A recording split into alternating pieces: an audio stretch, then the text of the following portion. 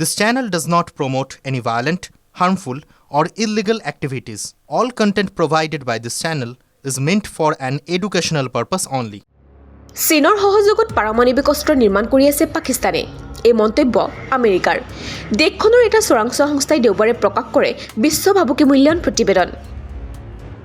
এই প্ৰতিবেদনত চোৰাংচোৱা সংস্থাটোৱে সমগ্ৰ বিশ্বৰ ক'ত ক'ত পাৰমাণৱিক ষড়যন্ত্ৰ চলি আছে সেই সম্পৰ্কে তথ্য আলোকপাত কৰিছে।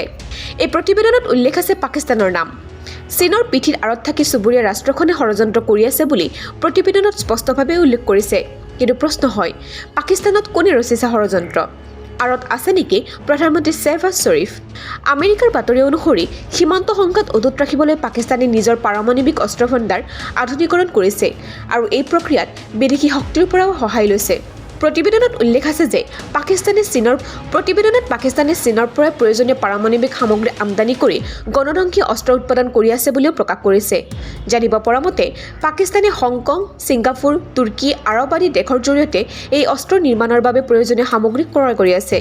উল্লেখ্য যে শেহতীয়াকৈ ভাৰত আৰু পাকিস্তানৰ মাজত উত্তেজনা তীব্ৰগতিত বৃদ্ধি পাইছিল। এয়া প্ৰত্যক্ষ যুদ্ধ নহ'লেও যুদ্ধতকৈ কোনো গুণে কম নাছিল। যুদ্ধবিৰতিৰ পাছত সীমান্তত কিছু শান্তিৰ পৰিৱেশ বিৰাজ কৰিছে যদিও এই চাঞ্চল্যকৰ প্ৰতিবেদনে স্বাভাৱিক দিশলৈ ঘূৰি অহা পৰিৱেশত বাধাৰ সৃষ্টি কৰিব পাৰে।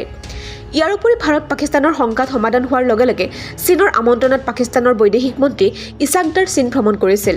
ইয়াৰ কিছুদিন পাছতে এতিয়া চীন পাকিস্তানৰ আন এক যৌথ ষড়যন্ত্ৰ পোহৰলৈ আহিছে।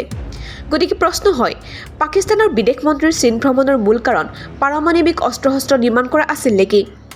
এই সমগ্ৰ ঘটনাই এতিয়া তীব্ৰ চাঞ্চল্যৰ সৃষ্টি কৰিছে।